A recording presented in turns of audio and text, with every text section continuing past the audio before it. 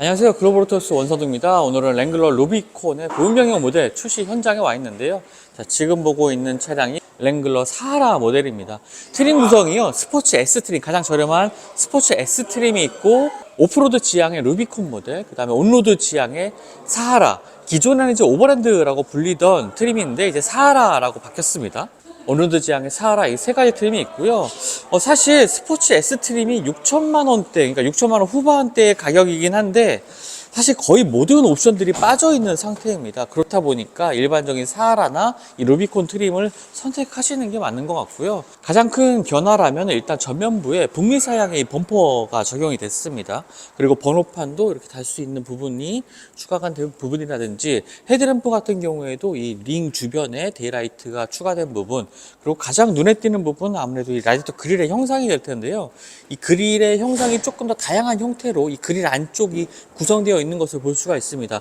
기존에는 이렇게 철판에 구멍이 뚫린 것 같은 좀 간결한 인상의 라디에이터 그릴의 형상이었는데, 이런 것들이 이제 지프 브랜드의 아이콘과도 같은 이런 디자인 요소였는데, 그런 것들이 이제 조금 더 다양한 형태로, 화려한 형태로 바뀌었습니다. 자, 이쪽 보닛 쪽에 한 가지 사라진 부분도 볼 수가 있죠. 이제 안테나가 철제 강철 안테나가 있었는데 그 부분이 사라지고 깔끔한 이제 내장형 안테나로 바뀌었습니다.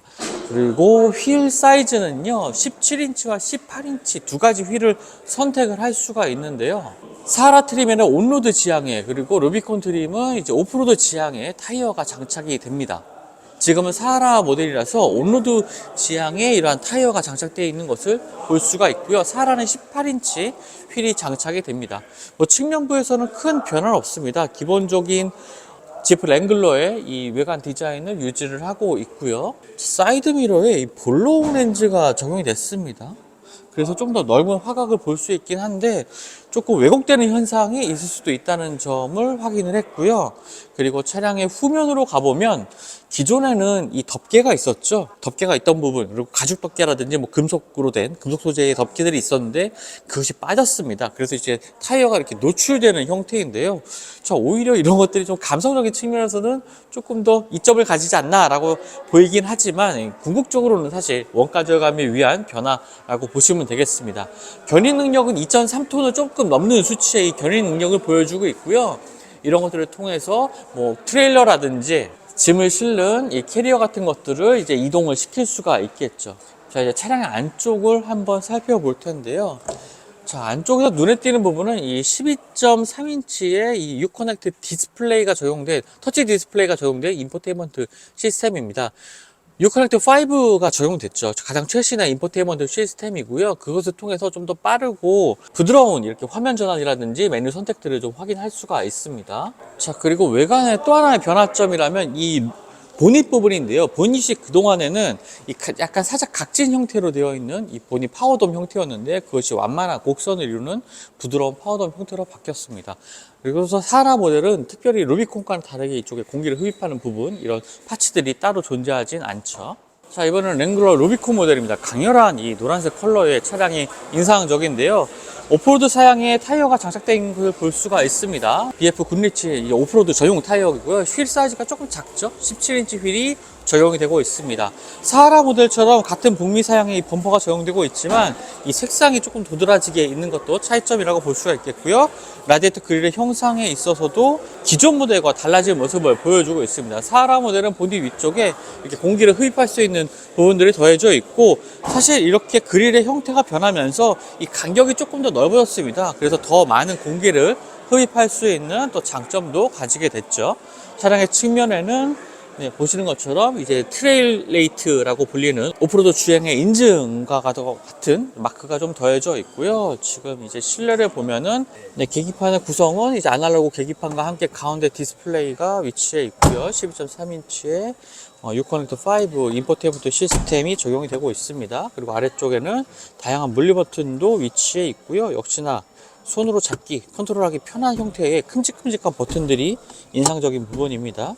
그리고 다양한 또 주행 보조 시스템들도 위치해 있는 것 볼 수가 있고요. 보급 변경 모델이기 때문에 실내 변화의 뭐 버튼의 구성이라든지 이런 큰 디자인 레이아웃은 큰 변화는 없긴 하지만, 기본적으로 사용성을 중시한 이런 변화들을 좀 확인할 수가 있습니다. 자, 한쪽에 전시된 이 차량에는요, 위쪽으로 이렇게 짐을 실을 수 있는 이 사다리와 함께 짐을 실을 수 있는 적재 공간도 확보된 이렇게 옵션들이 더해진 것들도 볼 수가 있는데, 확실히 이런 차량들을 보니까 랭글러다운 모습이라는 생각이 듭니다. 자, 마지막으로 시트 구성은요, 이제 기본 모델인 루비콘 모델에는 나파 가죽 시트, 그리고 사하라 모델에는 좀 더 고급 사양의 시트가 적용이 되고 있고요.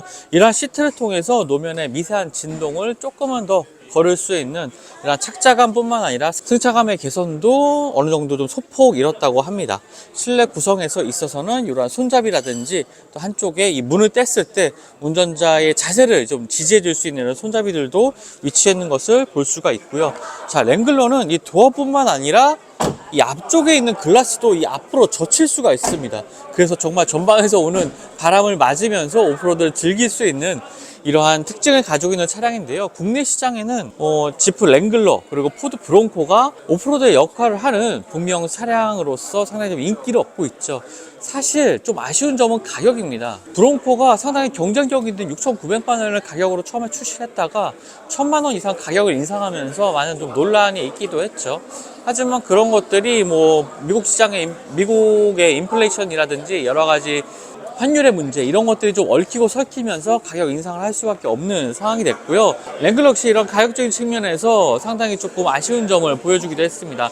지금 사하라나 루비콘 모델 8천만 원 후반대의 가격에, 8천만 원 중후반대의 가격에 지금 판매가 되고 있는데요. 일단 오프로드로서 독보적인 존재감을 가지고 있는 차량이기 때문에 그런 부분에 있어서 뭐 가격 인상이 있긴 하지만 아마 찾는 분들은 또 꾸준하게 찾지 않을까라는 생각이 듭니다. 파워트레인은 이제 272마력의 가솔린 터보 엔진이 탑재가 되고 있고요. 자, 마지막으로 이제 4x2 모델 출시에 대한 얘기도 좀 들을 수가 있었는데요. 일단 뭐 전시장에 오시면 사전 계약까지는 가능하다고 합니다. 하지만 뭐 국내 출시 일정이 언제가 될지는 좀 알 수가 없는 부분이 있고요.